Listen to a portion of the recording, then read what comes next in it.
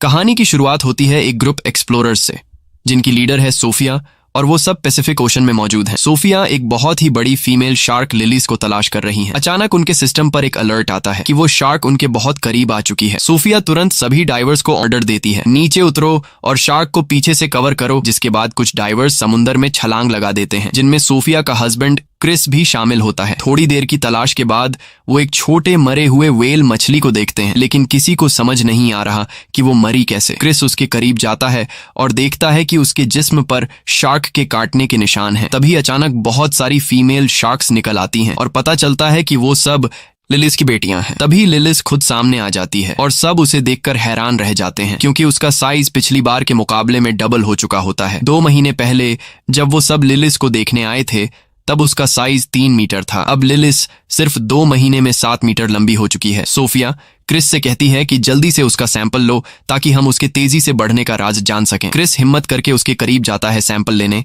लेकिन लिलिस तुरंत उस पर हमला कर देती है। उसी वक्त क्रिस और सोफिया के बीच कनेक्शन कट जाता है। सोफिया बहुत परेशान हो जाती है और खुद समुंदर में उतर जाती है ताकि अपने हस्बैंड को ढूंढ सके। वो जैसे ही नीचे जाती है, उसे क्रिस का कटा हुआ बाजू मिलता है और वहां और किसी डाइवर का कोई नामो निशान नहीं होता। वो समझ जाती है कि वो सब शार्क की खुराक बन चुके हैं, मगर वो हिम्मत नहीं हारती और फैसला करती है कि किसी तरह उस शार्क से सैंपल लेकर ही रहेगी। वो लिलिस के करीब पहुंचती है और सैंपल लेने की कोशिश करती है, लेकिन शार्क उस पर भी हमला कर देती है। सोफिया खुशकिस्मती से एक जाल में फंस जाती है, लेकिन शार्क जाल को खींचती हुई समुंदर की गहराइयों में ले जाती है। किसी तरह से वो जाल से निकलने में कामयाब हो जाती है और खुद को बचा लेती है। फिर 3 साल बीत जाते हैं और हम पहुंचते हैं पेरिस, जहां 2 नौजवान लड़के सीन नदी में मछलियां पकड़ रहे होते हैं। लेकिन अचानक उनके जाल में एक बम आ जाता है। ये देखकर वो दोनों लड़के पुलिस को इस बम की खबर देते हैं। बम की खबर सुनकर रिपोर्टर्स भी वहां आ जाते हैं। तभी पुलिस आकर लोगों को समझाती है कि वर्ल्ड वॉर 2 के दौरान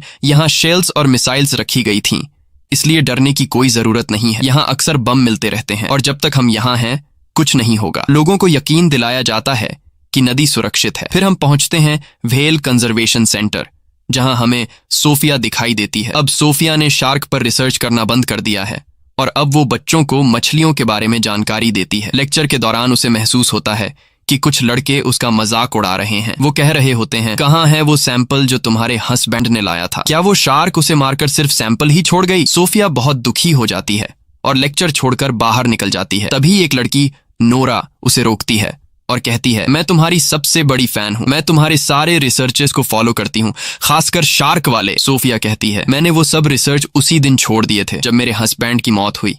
उन दिनों की याद मत दिलाओ, मुझे तकलीफ होती है। वो जाने लगती है, लेकिन नोरा कहती है, मैंने पता लगाया है कि तुमने लिलीज के शरीर में एक ट्रैकर डिवाइस लगाई थी। सोफिया हैरान रह जाती है। इसके बाद नोरा उसे अपनी ऑर्गेनाइजेशन ले जाती है ताकि डिटेल में बात कर सके। हमें पता चलता है कि नोरा ने समुद्री जीवों को बचाने के लिए एक ऑर्गेनाइजेशन बनाई है। वो समुंदर में रहने वाले जानवरों से बेहद प्यार करती है।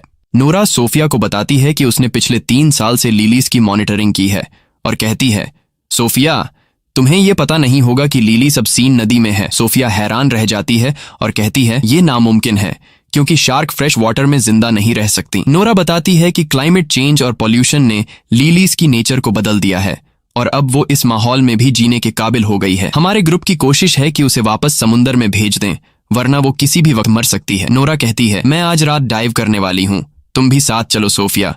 हम दोनों शार्क को देखते हैं और उसे उसके घर वापस ले जाते हैं। सोफिया कहती है, क्या डाइव? तुम्हें क्या लगता है ये इतना आसान है? ये बहुत ज्यादा रिस्की है। ऐसा करने से तुम्हारी जान जा सकती है। ये कोई आम सी मछली नहीं, ये दुनिया की सबसे खतरनाक शार्क है। सोफिया वहां से निकलकर अपने घर पहुंचती है। घर जाकर वो अपने हस्बैंड के आखिरी मिशन की वीडियोस देखती है और वो रो पड़ती है, क्योंकि उसी ने अपनी टीम से कहा था कि वो इस मिशन में उनके साथ है। वो गिल्टी फील कर रही होती है क्योंकि वो सब उसकी वजह से मारे गए। दूसरी तरफ हम देखते हैं कि नोरा अपनी दोस्त बिन के साथ सीन नदी में एक बोट पर होती है। नोरा कहती है, क्या तू मेरे साथ नहीं उतरेगी? बिन पानी में उतरने से इनकार कर देती है और कहती है, तू जा, मैं यहाँ तेरा ध्यान रखती हूँ। नोरा अकेले ही पानी में उतरती है और लिलीज को हर जगह ढूंढती है। दूसरी ओर सोफिया सिस्टम में लिलीज की मूवमेंट्स ट्रैक कर रही होती है।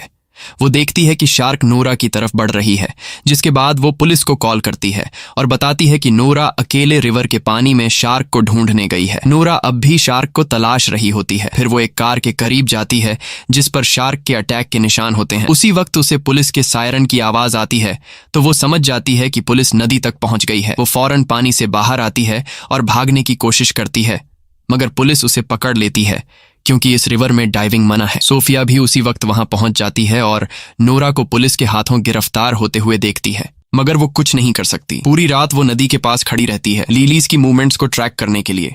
अगले दिन नोरा अब भी पुलिस स्टेशन में होती है क्योंकि वो कुछ भी बोलने को तैयार नहीं होती कि वो नदी में क्यों गई थी। वो सिर्फ कहती है, बस यार मैं तो नहाने गई थी। इंस्पेक्टर का नाम आदिल होता है। वो कहता है, तुम यहाँ से बाहर तभी निकलोगी जब सच बोलोगी। नहाने की कहानी छोड़ो, हमें बेवकूफ समझा है क्या? नोरा कहती है, सुनो भाई, मैं शार्क ढूंढने गई थी। आदिल हंसता है, क्या तू मेरे साथ मजाक कर रही है? नदी में शार्क? ये तो जहरीला पानी है। और फिर वो यहाँ आई कहाँ से? तुमने मुझे बेवकूफ समझा है? नोरा कहती है, मेरा यकीन करो, मैं पानी में शार्क को ढूंढने गई थी। लेकिन अफसर मानने को तैयार नहीं था। दूसरी तरफ सोफिया अब भी उसी जगह पर मौजूद होती है जहां कल रात थी। शार्क की मूवमेंट्स को देख रही होती है और वो काफी नर्वस और डरी हुई होती है क्योंकि शार्क उसके बहुत करीब होती है। तभी उसे पुलिस स्टेशन से कॉल आती है और उसे अपने ऑफिस बुलाया जाता है। वहां जाकर उसे पता चलता है कि ये कॉल नोरा की रिक्वेस्ट पर की गई थी ताकि वो ये प्रूव कर सके कि शार्क वाकई नदी में है। तभी पुलिस को एक लाश मिलती है नदी के किनारे से। सोफिया लाश की हालत देखकर डर जाती है क्योंकि लाश का आधा हिस्सा गायब था, जैसे उसे किसी बड़े जानवर ने काटा हो। सोफिया कहती है, ये काम तो शार्क का ही लगता है। फिर वो पुलिस स्टेशन जाती है और एक लेडी इन्वेस्टिगेटर को सारी जानकारी देती है जो वो लिलीज के बारे में जानती थी। वो ये भी बताती है कि ये शार्क बहुत खतरनाक है, जैसा कि तुम लोग समझ रहे हो वैसी नहीं। इसका साइज बहुत तेजी से बढ़ रहा है और हमें एक एक्सपर्ट टीम चाहिए ताकि हम शार्क को उसके असली समुंदर में वापस ले जा सकें, वरना अगर ये नदी में रही तो किसी भी वक्त मर सकती है। लेकिन वही नोरा को लगता है कि सोफिया और ऑफिसर शार्क को मारने वाले हैं, इसलिए अब नोरा शार्क को बचाने के काम पर लग जाती है और ऑफिसर सोफिया और अदिल को ऑर्डर देती है कि शार्क को सेफ तरीके से समुंदर में पहुंचाया जाए। फिर सोफिया डाइवर्स की टीम के साथ सीन नदी पहुंचती है ताकि शार्क को पकड़ सके। दूसरी तरफ नोरा भी चुपचाप उनका पीछा करती है और दूर से शार्क की मूवमेंट्स को देखती रहती है। सोफिया और उसकी टीम ट्रैकर के जरिए लिलीज की लोकेशन फिक्स कर लेते हैं। डाइवर्स जल्दी से सूट पहन के नदी में उतर जाते हैं। नोरा को लगता है कि वो लिलीज को मार देंगे तो फौरन अपनी दोस्त बिन को कॉल करती है और कहती है कि वो ट्रैकर सिस्टम हैक कर दे ताकि डाइवर्स शार्क की लोकेशन ट्रेस न कर सकें। बिन उसकी बात मान लेती है और सिस्टम बंद कर देती है। तभी डाइवर्स पानी में लिलीज को तलाश करते रहते हैं और वो लिलीज के काफी करीब होते हैं। उन्हें उसकी मूवमेंट का एहसास होने लगता है। तभी ट्रैकर अचानक बंद हो जाता है और वो उसका लोकेशन नहीं जान पाते। वो सब जल्दी से ऊपर आ जाते हैं इससे पहले कि शार्क उन्हें मार डाले। आदिल हैरान रह जाता है कि ट्रैकर अचानक कैसे बंद हो गया और वो सोफिया से कहता है, मुझे लग रहा है कि ये सब तुम्हारा किया धरा है। कसम से अगर कंफर्म हो गया कि तूने ये किया है तो ये तेरे लिए जिंदगी का आखिरी दिन होगा। सोफिया उसकी बातों से नाराज हो जाती है और वहां से चली जाती है और इत्तेफाक से वो नोरा को दूर से देखती है जो छुप के सब कुछ देख रही होती है। तो वो फौरन समझ जाती है कि उसी ने ट्रैकर का सिस्टम खराब किया है। रात को आदिल अपनी अफसर से बात कर रहा होता है और कहता है कि हमें दरिया के आसपास सब रुकावटें लगा देनी चाहिए जब तक हम उस शार्क तक नहीं पहुंचते। तो वो कहती है कि हम नदी का किनारा बंद नहीं कर सकते क्योंकि कुछ दिनों बाद यहाँ एक बहुत बड़ा रेस फेस्टिवल शुरू होने वाला है जिसे हम किसी भी हालत में रद्द नहीं कर सकते। पता चलता है कि ये फेस्टिवल एक बड़ी स्विमिंग रेस है जो सीन नदी में होने वाली है और इसमें देश के सबसे प्रोफेशनल स्विमर हिस्सा लेने वाले हैं। जाहिर है कि सिटी मेयर इस फेस्टिवल को कैंसिल नहीं करेगी क्योंकि इस पर $1 अरब से ज्यादा डॉलर खर्च हो चुके हैं। आदिल बहुत मायूस हो जाता है और सोफिया के बारे में सर्च करता है और उसे सब कुछ पता चल जाता है कि उसके आखिरी मिशन के बाद क्या हुआ था। उसका हस्बैंड और पूरी टीम मर गई और वो अब भी खुद को कसूरवार मानती है। आदिल बहुत दुखी होता है कि उसने उसके साथ सख्त बात की और उसे नाराज करके भेज दिया। अगले दिन नूरा एक वीडियो बनाती है जिसमें वो शार्क के साथ हो रहे जुल्म पर बात करती है। वो कहती है कि हर साल लाखों शार्क मार दी जाती हैं ताकि ब्यूटी प्रोडक्ट्स और अमीरों के खाने बन सकें। ये क्रिएचर भी इंसानों की तरह जीने का हक रखती है। वो अपने जैसे नौजवानों से कहती है कि वो उसकी ऑर्गेनाइजेशन में शामिल हों और लेलिस शार्क को समंदर वापस पहुंचाने में मदद करें। सरप्राइज ये होता है कि वीडियो को लाखों व्यूज मिलते हैं और उसकी टीम में सैकड़ों नौजवान शामिल हो जाते हैं। सबका एक ही मकसद होता है, लेलिस को सलामती से समंदर तक वापस ले जाना। फिर आदिल सोफिया से मिलता है और कहता है, मैं माफी चाहता हूं अपनी बदतमीजी के लिए और वादा करता हूं कि मैं तुम्हें सिटी मेयर से मिलवाऊंगा। तुम उसे सब कुछ समझाओ। जिसके बाद आदिल सोफिया को मेयर से मिलवाने ले जाता है। सोफिया मेयर को सारा किस्सा सुनाती है और स्विमिंग रेस बंद करवाने की रिक्वेस्ट करती है, मगर मेयर कहती है कि हजारों फौजी वहां पर मौजूद होंगे और फेस्टिवल अपने टाइम पर ही स्टार्ट होगा, कोई शोर शराबा नहीं चाहिए। सोफिया गुस्से में आकर कहती है, ये फेस्टिवल कैंसिल होना चाहिए, वरना तुम सैकड़ों लोगों को मौत के मुंह में भेज दोगी। अगर वो लोग नदी में उतरे तो लेलिस एक एक करके सबको खा जाएगी, और तुम्हें अंदाजा भी नहीं है कि लेलिस दुनिया की सबसे खतरनाक शार्क है जिसे कोई भी काबू नहीं कर सकता। मेयर कहती है, देखो बहन, साफ साफ बात सुन लो, फेस्टिवल कैंसिल नहीं होगा, सरकार ने $1 मिलियन खर्च किए हैं इस पर। फिर मेयर पुलिस को ऑर्डर देती है कि किसी भी कीमत पर उस शार्क को मार दिया जाए। पुलिस सोफिया से मदद मांगती है तो सोफिया कहती है, मैं एक प्लान बनाऊंगी कि हम उसे नदी से निकालकर समंदर ले जाएं, मगर उसे मारा नहीं जाएगा। वो एक प्लान बनाती है जिसमें खास फ्रीक्वेंसीज के जरिए शार्क को ट्रैप किया जाएगा और थोड़ी देर के लिए बेहोश करके उसे समंदर में शिफ्ट कर दिया जाएगा। मगर प्लान शुरू होने से पहले बेन आ जाती है और वो मान जाती है कि उसने ही ट्रैकर सिस्टम खराब किया था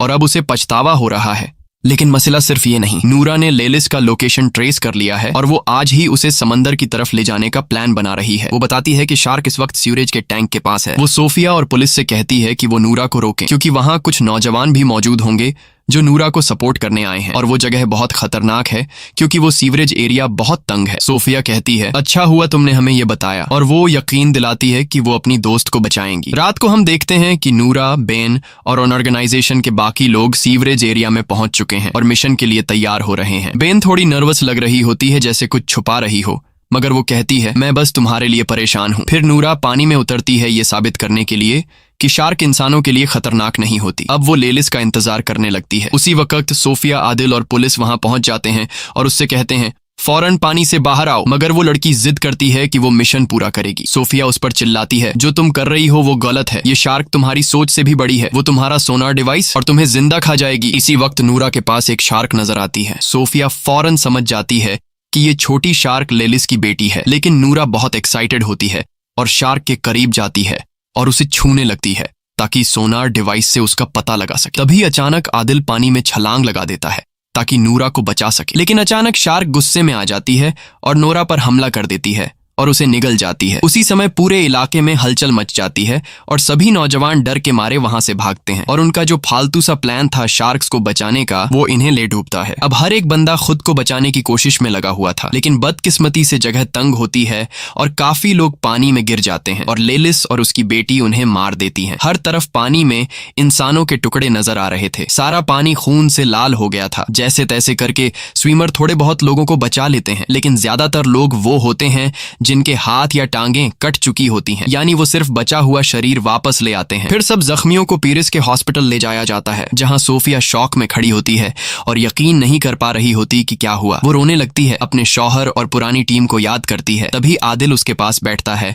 और उसे तसल्ली देता है। कुछ देर बाद आदिल और सोफिया को सीवरेज एरिया में बुलाया जाता है। जब वो वहां पहुंचते हैं तो लेलिस की बेटी की लाश मिलती है। उसे लैब ले जाया जाता है ताकि सोफिया उस पर रिसर्च करे, शायद कोई क्लू मिल जाए। उसी समय सोफिया को पता चलता है कि ये शार्क सिर्फ 2 महीने की है और वो प्रेग्नेंट भी है, और सोफिया को लेलिस की बढ़ती हुई ग्रोथ का भी पता चल जाता है। हैरान करने वाली बात ये होती है कि ये फीमेल शार्क बिना किसी मेल शार्क के कोलैब किए बच्चे पैदा कर सकती है, यानी बिना नर के खुद ब खुद बच्चे देना। सोफिया समझ जाती है कि ये शार्क बहुत बड़ी आफत है, क्योंकि लेलिस की तादाद कुछ महीनों में बहुत ज्यादा बढ़ जाएगी और ये इंसानों के लिए बहुत बड़ा खतरा बन सकता है। इसीलिए लेलिस और उसकी सारी नस्ल को खत्म करना बहुत जरूरी है, वरना वो इंसानों को खत्म कर देगी। अगले दिन सोफिया और उसकी टीम मेयर के ऑफिस पहुंचती है और उसे सारी नई जानकारी देती है। मेयर बहुत नाराज होती है क्योंकि मिशन नाकाम हो चुका होता है और स्विमिंग फेस्टिवल स्टार्ट होने में सिर्फ कुछ ही घंटे बाकी होते हैं। वो कहती है कि किसी भी तरह इस शार्क को मारो। सोफिया उस पर गुस्सा करती है और कहती है, तुम्हारे लिए पैसे ज्यादा अहम हैं या लोगों की जानें? मेयर गुस्से में कहती है, बाहर निकलो यहाँ से। और फिर वो फैसला करती है कि शार्क को मारने की जिम्मेदारी अब फौज को दी जाएगी। फिर सोफिया और आदिल कैफे में बैठे बात कर रहे होते हैं। सोफिया कहती है,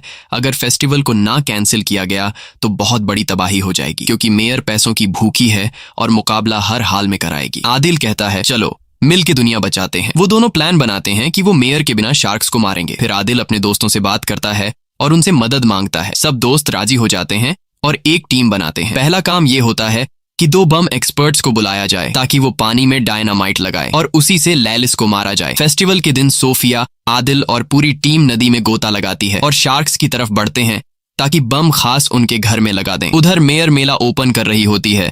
उसे कुछ भी पता नहीं होता आदिल और सोफिया के प्लान का। फौज भी अपनी बोट्स में तैयार बैठी होती है किसी भी हमले के लिए। सोफिया की टीम शार्क के में जगह तक पहुंच जाती है और वो वहां हजारों शार्क मछलियां देखती है। सोफिया अपनी टीम को कहती है कि रुक जाए क्योंकि शार्क इंसानी हरकत से खतरा महसूस करती है। दूसरी तरफ मेला शुरू हो जाता है और स्विमर पानी में कूद जाते हैं। सोफिया और उसकी टीम शार्क्स के बीच बम लगा देती है और जैसे ही काम खत्म होता है सब ऊपर जाने की कोशिश करते हैं। तभी एक शार्क आती है और टीम के 2 बंदों को मार देती है। सोफिया आदिल को खींचती है ताकि जल्दी निकल सकें, लेकिन बम जल्दी फट जाते हैं। धमाका होता है और टीम के बाकी लोग ऊपर उनका इंतजार कर रहे होते हैं। सोफिया आदिल को ऊपर ले आती है। टीम उसे बोट में डाल देती है क्योंकि वो जख्मी होता है। तब सोफिया फैसला करती है कि वो अकेले नीचे जाएगी ताकि यकीन कर ले कि लेलिस मर चुकी है या नहीं। लेकिन जब वो वापस आती है तो पता चलता है कि लेलिस अभी भी जिंदा है। फिर अचानक लेलिस कश्ती पर हमला करती है, टीम को गिरा देती है और पूरी टीम को मार देती है। लेकिन खुशकिस्मती से आदिल और सोफिया बच जाते हैं और ऊपर आ जाते हैं। तब वो देखते हैं कि शार्क तैराकों की तरफ बढ़ रही है, तो वो दोनों पानी में वापस कूद जाते हैं ताकि उसे रोक सकें। लेकिन तब तक बहुत देर हो चुकी होती है। शार्क पहले ही तैराकों तक पहुंच चुकी होती हैं और एक एक करके सबको मारने लगती हैं। एक ही झटके में नदी का पानी लाल हो जाता है। हर तरफ इंसानों के टुकड़े तैर रहे होते हैं। पूरा इलाका चीख पुकार और अफरा तफरी से भर जाता है। तभी फौज पहुंचती है